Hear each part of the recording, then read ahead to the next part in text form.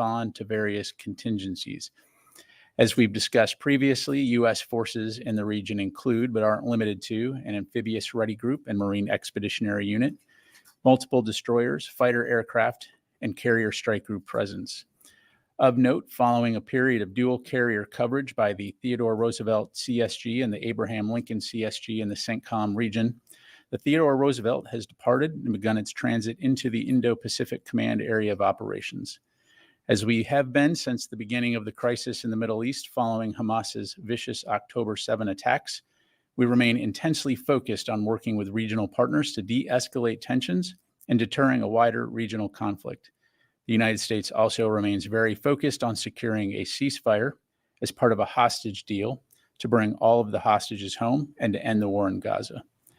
Closer to home, as you may have seen reported, what is now called Tropical Storm Francine made landfall in Louisiana yesterday as a Category 2 hurricane, bringing storm surges, flash and urban flooding, hurricane force winds, and tornado watches. The governor of Louisiana declared a state emergency earlier this week and brought nearly 3,000 Louisiana National Guardsmen onto state active duty.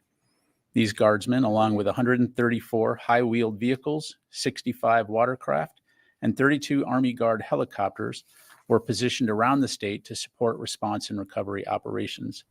As of this morning, 5 parishes are still under mandatory evacuation and more than 390,000 homes are without power. For more information about the response and recovery, I would encourage you to reach out to the Louisiana National Guard. And finally, Secretary Austin will travel to Maxwell Air Force Base, Alabama tomorrow and will accompany First Lady Dr. Jill Biden to highlight the new universal pre-kindergarten program being implemented at Department of Defense Education Activity Schools. Secretary Austin will also provide remarks at Maxwell to announce the multiple new initiatives in support of his Taking Care of People effort, emphasizing the department's commitment to the overall well-being and quality of life of our service members and their families. We'll have much more to provide tomorrow, but you can anticipate these new initiatives will be focused on actions that improve the quality of life for our service members, enhance their economic security, support the careers of military spouses, and make moves to new assignments easier. And with that, I'd be glad to take your questions. Start with Tara. AP. Thanks, General Ryder. On Ukraine, you've seen in the last day or so Secretary Blinken say that the door may be opening a little bit to the U.S. considering giving Ukraine more long-range strike options or loosening restrictions. But we heard pretty clearly from Secretary Austin last week that he's not in favor of this. Is that thinking changing? Is the building now considering giving Ukraine more long-range strike options? Yeah, I've certainly seen the press reports on that. I would tell you there has been no change to our policy. I don't have anything to announce. And certainly if there are any changes, we'll let you know. But as of today, that policy has not changed. What is the primary driver behind Secretary Austin being reluctant to further loosen the restrictions or to provide more long-range options? Yeah, well, I mean, first of all, again, this is our policy, right? And we've, of course, worked with the Ukrainians to ensure that they have the ability to conduct cross-border counterfire defensive strikes to defend their troops that are being attacked from across the border in Russia. We are very, very much focused, and we've talked about this before, on ensuring that Ukraine has what it needs to be able to preserve its sovereignty and take back occupied territory. And that's going to continue to be our focus. The bottom line is we want to see Ukraine win in this conflict. And when they feel that it's time, Ukraine feels that it's time to go to the negotiating table, we want them to do so with as strong a hand as possible. And I would point you to Secretary Austin's comments at Ramstein last week, where he highlighted there is no one capability, there is no silver bullet that is going to enable Ukraine to succeed. It's about taking all of the capabilities that they have and employing them in a way that gets them closer to success and having that stronger hand at the negotiating table.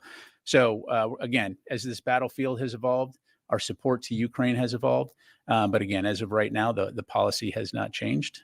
I'll just leave it there. Okay, one other topic on Syria. There are reports that Israel conducted a raid against and obtained some IRGC documents and whatnot in Syria. Can you confirm this?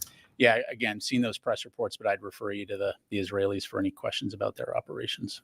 Thanks. Jennifer. Pat, I have some questions about the M1 Abrams tanks. Have they been used on the battlefield in Ukraine, and if so, how many? Thanks, Jennifer. I'd refer you to them to talk about where and if they've employed those capabilities. I mean, as you know, we've obviously provided them, helped train them, and provide some remote tele-maintenance capability. But as far as, where and if they've employed them, I'd refer you to them. And do the Ukrainians have permission to use them across the border in Kursk? Well, as I highlighted, I mean, what we've agreed to with the Ukrainians is that they can use U.S. Security assistance to conduct counterfire, defend themselves from potential Russian attacks or actual Russian attacks from across the border. But when it comes to the capabilities that they're employing, I'd refer you to them. And overall, are they making a difference? There was a lot of debate at the time when they were being approved. Are the M1 Abrams tanks making a difference?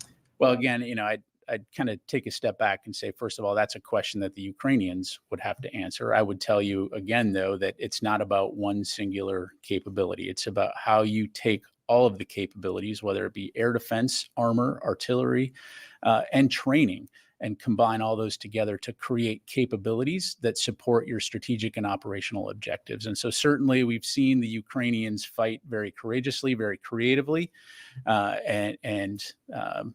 there's no reason to think that things are going to change in that regard anytime soon. Separately, on the Hill yesterday, there was a heated hearing on U.S. chips, supercomputer chips that have ended up making their way into Russian weapons. Senator Blumenthal hosted the hearing, and 4 technology companies, including Intel and Texas Instruments, were brought before the hearing. Why? First of all, is the Department of Defense concerned about American technology ending up in Russian weapons still 2.5 years into the war?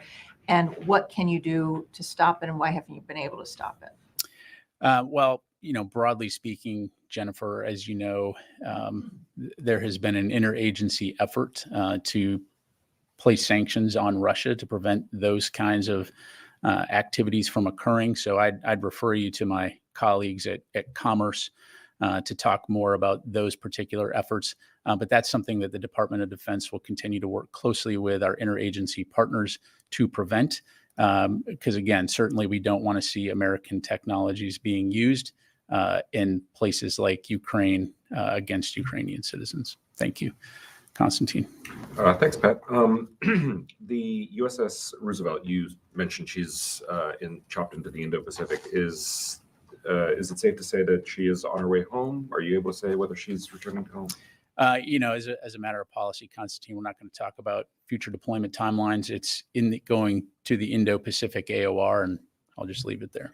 And just one quick follow-up. Are there any plans or conversations to have a 2-carrier presence in CENTCOM to replace the TR? I don't have anything to announce right now. Again, the amazing thing about the U.S. military is our ability to surge and provide forces wherever we need to. But as I highlighted at the top, we have a significant amount of capability in the U.S. Central Command and U.S. European Command areas of responsibility. Let me go to this side of the room. Yes, sir. Thank you very much, General. Recently, the United States and Greek Cypriots have signed a bilateral defense agreement, and Turkish foreign and defense ministries have, quote, strongly condemned, unquote, the signing of this agreement.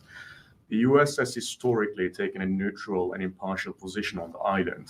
Would you now say that the U.S. has done away with their impartiality? I appreciate the question. I'd have to refer you to State Department to discuss the diplomatic discussions on that. But the Department of Defense has signed this agreement, and the Assistant Secretary was there this week. So what does it say from a military perspective, from the DoD perspective, that this was signed? And how does it change the U.S. Military presence in that region? Is this basically U.S. base right now? I'll tell you what, let me take your question. We'll come back to you on that. Thanks. Ellie. How much money is left from the supplemental for the presidential drawdown, and does that money expire at the end of the month? Yeah, thanks, Ellie. So broadly speaking, it's important to remember that when we talk about presidential drawdown authority, it's exactly that. It's the authority to spend monies within the DoD budget and the supplemental. And so at the end of the fiscal year, those authorities would expire. And so right now, we're continuing to work with Congress to see about getting those authorities extended to enable us to continue to draw down packages. And so in the meantime, you're going to continue to see drawdown packages, but we'll have, much more to provide on that in the near future. Is it 6 billion? Let me take that question. Janie. Thank you, General. Two questions, North Korea and Russia.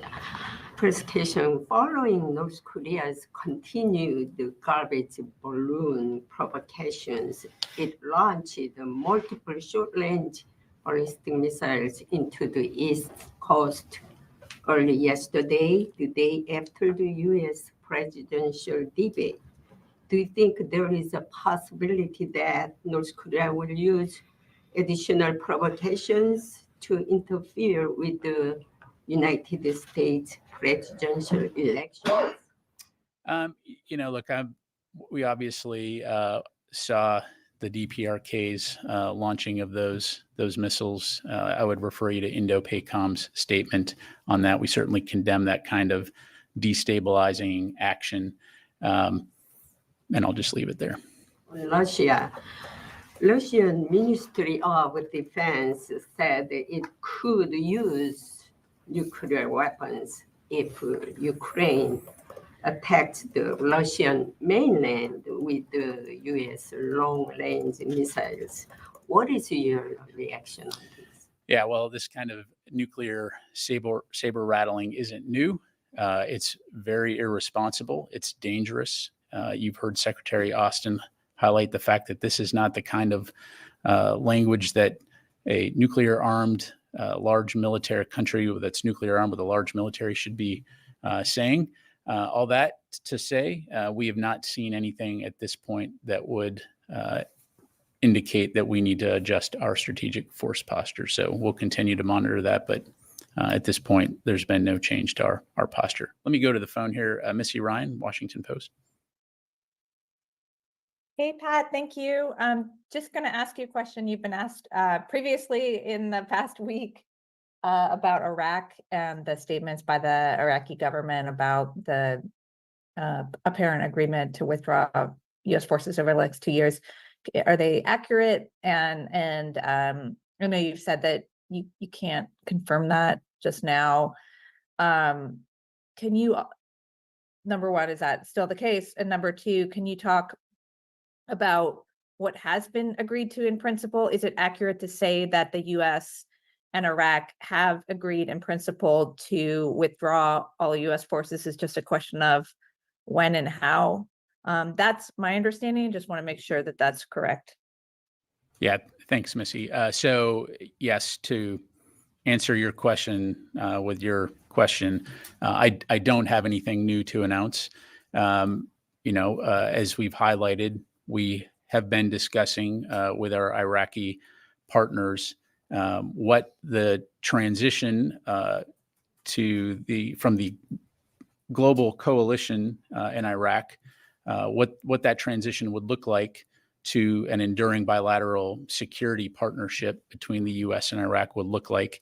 Again, we'll keep you fully informed when we have something to announce, but as of right now, I do not have any updates to provide. Thank you.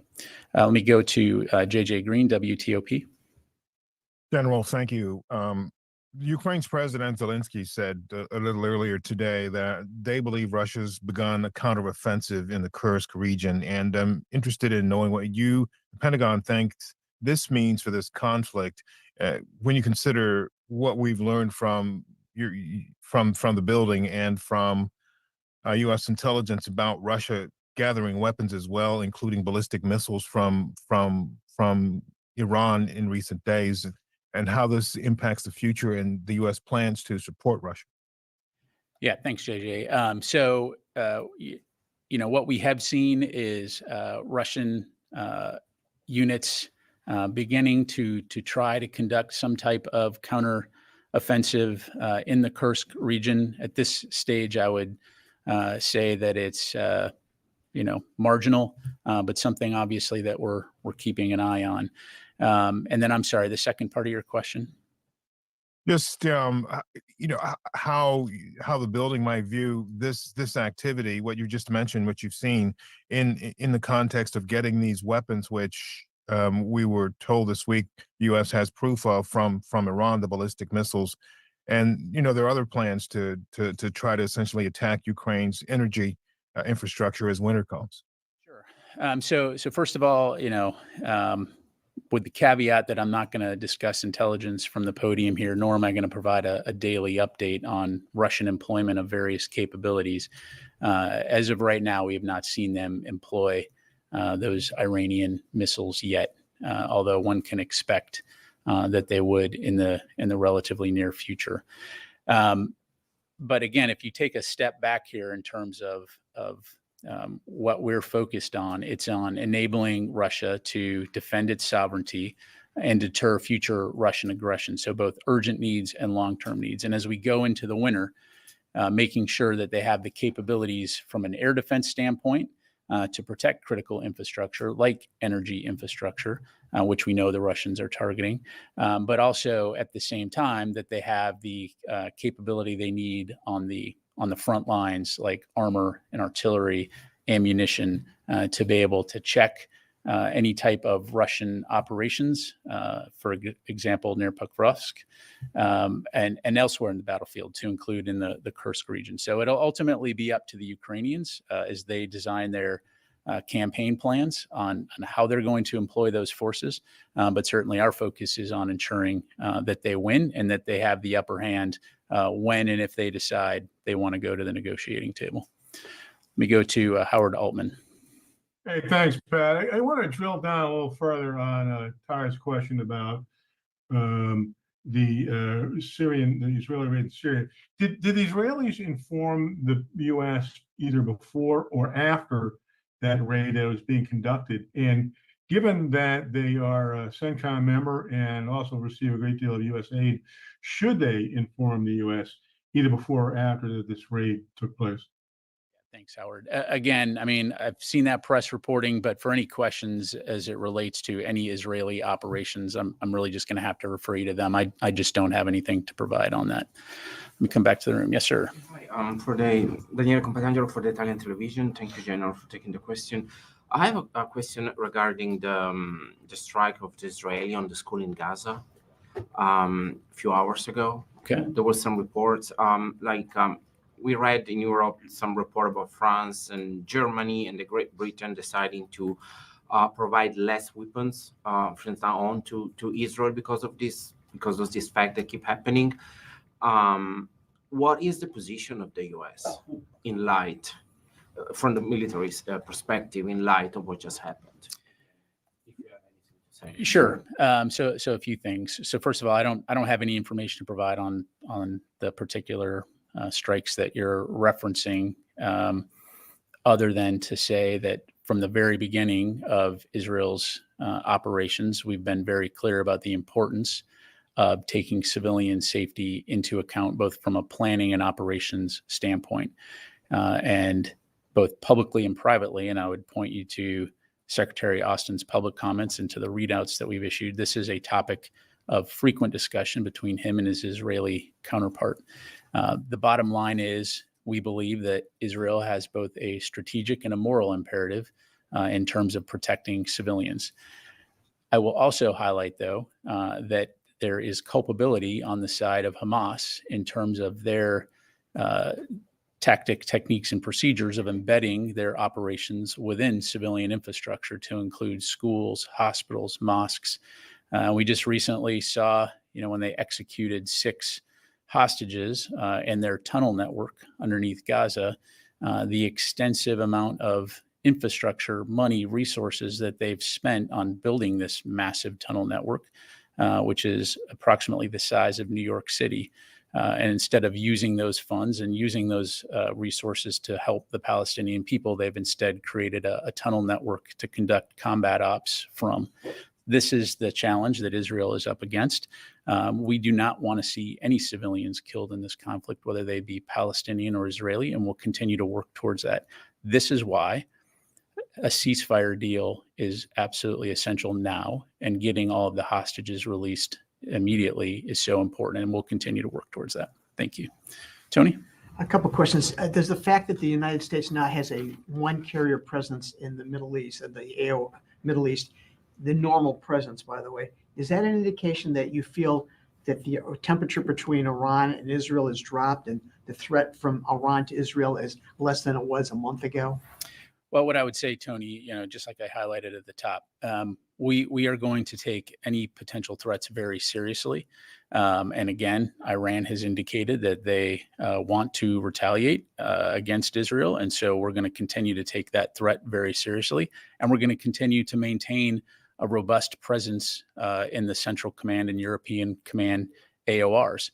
And so that's not going to change. And we're going to, again, maintain, as we always have, the ability to surge forces or capabilities anywhere in the world we need them when we need them. What's the rationale for moving the carrier group then back to the Indo-Pacific? Well, I mean, again, broadly speaking, when you look at fleet management, you've got to take into account things like the readiness of our various ships, aircraft, and so that's always going to be something that's worked into the calculus, and so you're going to always see things coming and going out of the theater based on those kinds of considerations. But also, as we demonstrated, we have the ability to provide dual coverage should we need to do that. Can I ask you a question on the continuing resolution that the Secretary warned about the other day? Sure. You've lived under this umbrella for a number of years.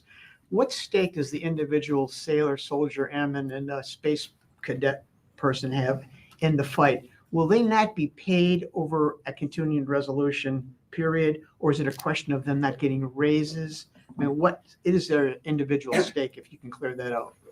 Yeah, so first of all, in the event of a continuing resolution, military members will get paid. I mean, that is a legal requirement from the Congress that they will get paid.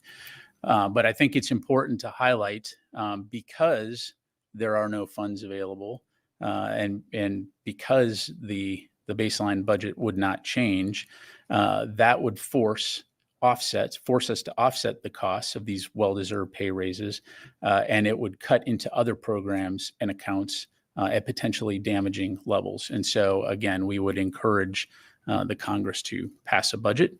But the bottom line is military members and our civilians will get paid. But their salaries then would be offset, the other accounts would be offset to pay for their continuing salaries, like Correct. procurement and O&M. That's research. correct. That's correct. Okay, thanks. Thanks. Chris. Thanks, Pat. You've highlighted the threat of these short-range ballistic missiles provided by Iran.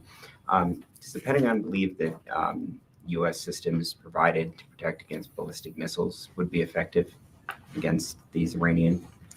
Well, Chris, I would tell you that it's not just U.S. systems. The international community has rushed air defense capabilities and training to the Ukrainian armed forces. And so this is really an international effort to support Ukraine and their integrated air defense capabilities. And that's something that we're going to continue to look at to enable them to defend against those kinds of missiles and the other threats that Russia has employed. And don't forget, this isn't Iran's entree into this conflict. They've been providing drones, one-way attack drones, as you know, for a while now. And so they are absolutely complicit in the continued death and destruction of innocent civilians inside of Ukraine. And we'll continue to do everything we can to enable the Ukrainians to be able to defend themselves, both on the ground and in the air. Thank you. Yes, Otep. Thank you. I have a question on this new NATO command and release button that was supposed to coordinate security assistance for Ukraine. Has it begun its operation? Do you have any details or updates on that? So that's really a question for NATO. You're talking about NSATU, which is the NATO element. My understanding is that yes, they have begun. But again, I'd refer you to NATO for any details. One more on the air defenses for Ukraine. The Patriot battery that was announced by the president in July, has it arrived in Ukraine? Is there additional training? So what's the status of that delivery? Yeah, so as I'm sure you can appreciate, for operation security reasons, I'm not going to talk about the movement of Patriots other than to say that, we'll let the Ukrainians talk to their level of comfort about what capabilities have arrived in country, and we'll defer to them on that. But B, we are going to, as we have from the very beginning, continue to work with the international community to rush those capabilities there as fast as we can. Thank you. Time for a few more. Ryu. Thanks so much. The question is about Okinawa. Yesterday, the governor of Okinawa, Tamaki, met with officials at the Pentagon and the State Department, and the governor expressed his concerns about recent alleged sexual assaults by U.S. service members in Okinawa and a lack of transparency in these cases. So could you please provide a comment on this meeting and on how the U.S. and Japan can improve transparency in incidents in Okinawa? Yeah, no, I really appreciate the question. And as we've said before, the alleged behavior of these service members in no way reflects the core values of the U.S. military, nor does it represent the conduct of the overwhelming majority of U.S. personnel who are based in Japan that we have forward deployed. And so we do share the concerns of the local community regarding these cases. We are deeply troubled by the severity of the allegations, and we absolutely regret the anxiety this has caused.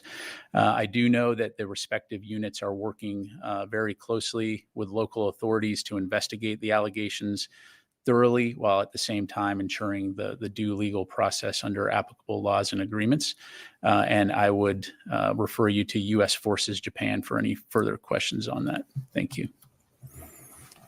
Thank you, General. My first question is about Pakistan role in the Indo-Pacific strategy of the U.S. As I'm sure you know, that China has invested big billions of dollars there in the seaport, and their weapon is mostly now Chinese as well. Is there any other role of Pakistan from a military point of view you see beside the terrorism operations that you guys conduct? Well, I mean, that's really a question for Pakistan to address. Certainly, as you know, we value Pakistan as a partner, and we'll continue to look at ways that we can work together towards regional security and stability. But I don't have any specific announcements to make. Thanks. One more, General. In Pakistan, they have started, Pakistan military has just used a new name for the Taliban in Pakistan, something like Fitna Khariji. And that reminded me of Shakespeare quote, which said that what's in a name that which we call a rose by any other name would smell as sweet. So just to America, their change of name makes it different. I mean, a terrorist organization. What else? Yeah, I mean, that's really, again, a question for the Pakistani government to address. I'm not going to get into, what's really a domestic decision on terminology, but okay. Last question. Yes, sir. So much, General. Can you provide us some details about the Pentagon delegation that talks with Chinese? The details, I'm sorry, in the delegation from the Pentagon is going to hold a meeting with the Chinese partners in China. So that's what Pentagon's website says. Are you talking about the Xizang Forum? Okay. Yes, we did send a representative. We responded to an invitation from the PRC. And so, yes, we did. And we've done that in the past as well. So is there any indications that the tension is going to be like before that in some certain points, many people were talking about a possible war or something, or a cyber war between the United States and China over Taiwan. So do you think that is not a high possibility anymore? Well, look, Secretary Austin's been pretty clear. We do not believe that conflict is inevitable or imminent. Our focus is on maintaining open lines of communication to prevent potential, miscalculation or from competition from veering into conflict. And so I think that these types of venues are very important to enable that communication to continue. As we talked about earlier in the week, you had the Indo-Pacific Command commander talking to his theater counterpart. And so we'll continue to look at those kinds of opportunities to keep those lines of communication. At the end of the day, what we're focused on is working with partners throughout the region and throughout the world to ensure security and stability, peace and prosperity for everyone. And so we'll just leave it there. All right. Thank you very much, everybody. Appreciate it.